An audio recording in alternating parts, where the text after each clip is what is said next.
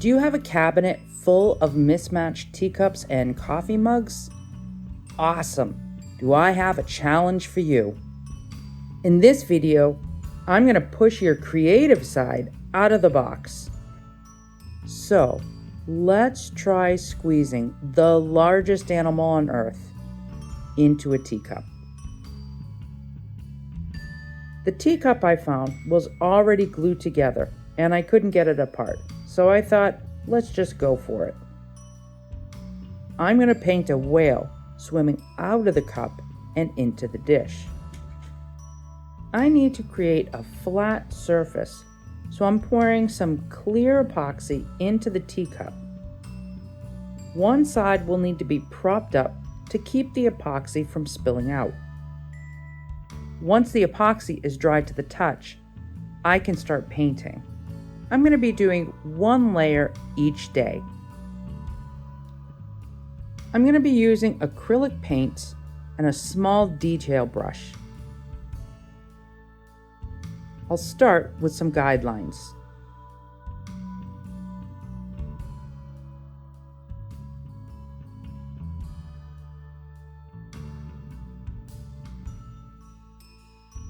You can remove any paint easily by just rubbing it off with a damp paper towel or just using water on your brush.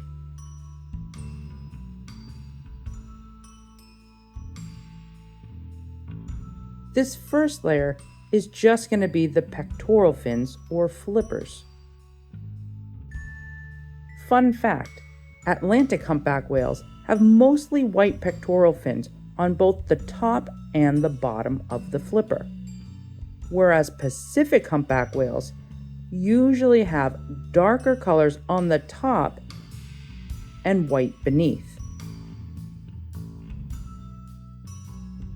Now you can add a little contrasting details.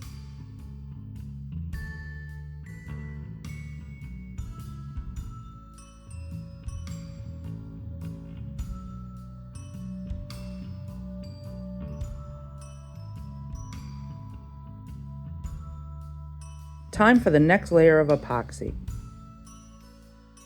I'll have to tilt my cup even more significantly this time to keep it from leaking out.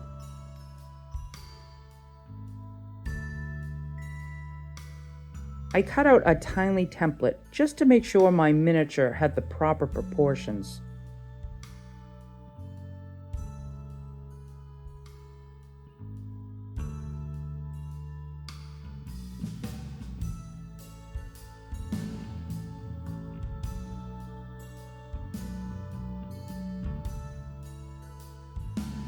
Here, I'm laying down a base coat of just Payne's Gray inside the guidelines.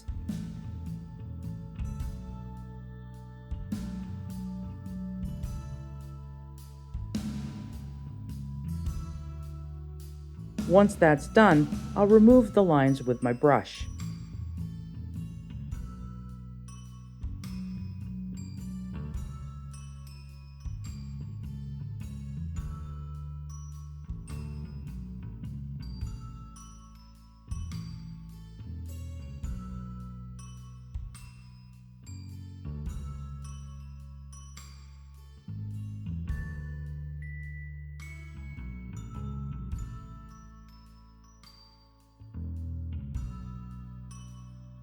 Now I'm painting another coat of Payne's Gray, this time using more paint and cleaning up my edges.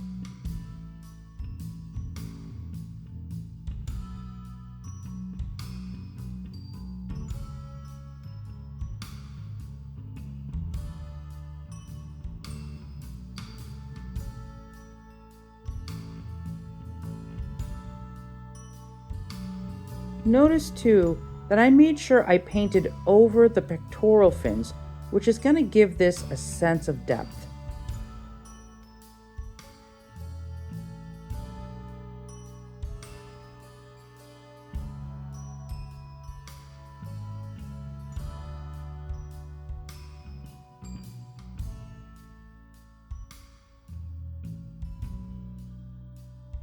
Here, I'm adding some basic outlines like the upper mouth, dorsal fin, and the spinal ridge.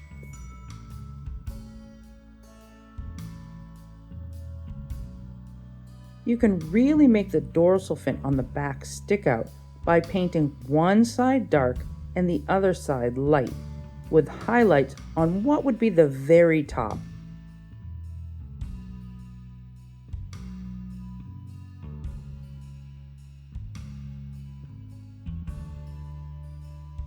I'm just going to keep working on shadows and highlights until I'm happy with the results.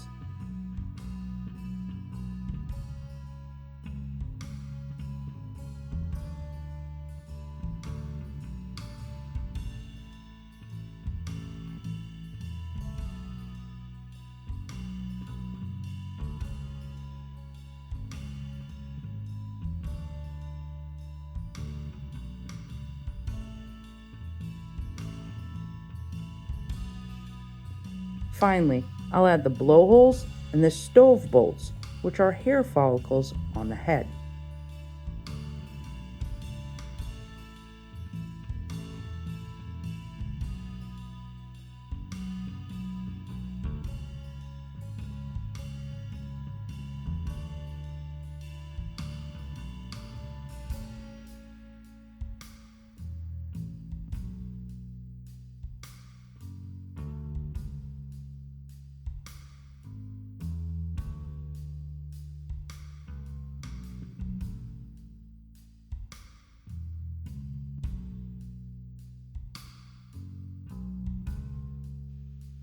This is the last epoxy layer in the cup.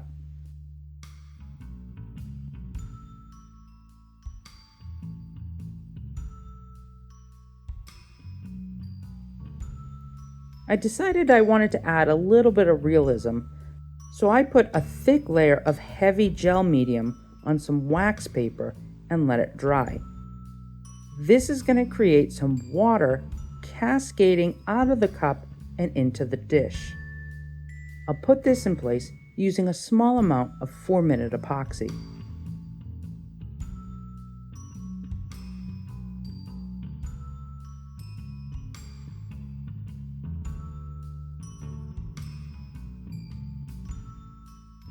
Looking at this, I decided she needed a buddy waiting for her in the little dish.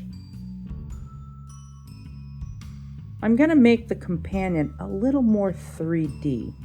So I used a tiny amount of polymer clay just to make a little bit of the back and the dorsal fin that will be above the water. At this point, I've already poured 2 layers of clear epoxy and painted the pectoral fins.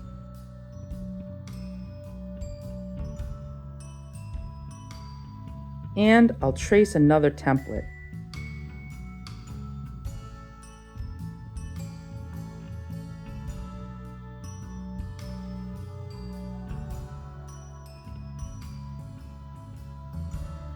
However, this time, I'm going to do the base layer in white, like a canvas. Okay, I'm going to have to admit something here to those of you who have actually watched this video to this point. I totally want to giggle with excitement like a schoolgirl right now. I am so happy with how all of this is coming together. Honestly, I often wake up in the middle of the night with these ideas and I can't wait to get to the studio to try them. Using just a dab of CA glue or super glue, I'm going to put that dorsal fin in place here.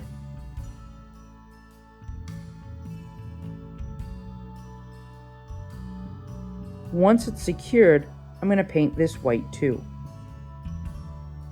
I've never done anything like this before, and I'm really making this up as I go, and I brought you along for the journey.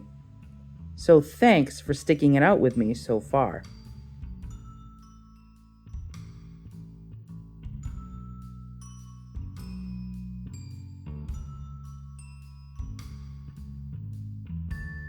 So at this point, I'm going to paint this guy just like the last one, just a little bit lighter.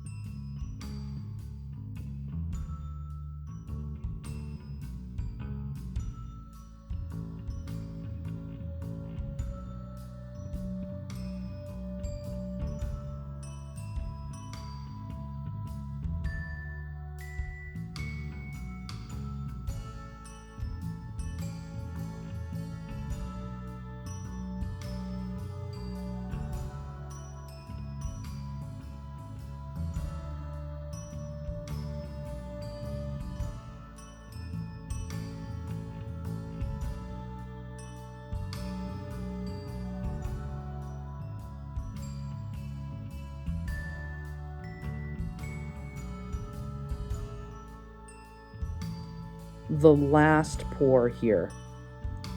This will partially cover the polymer back, but leave the dorsal fin and ridge above the water.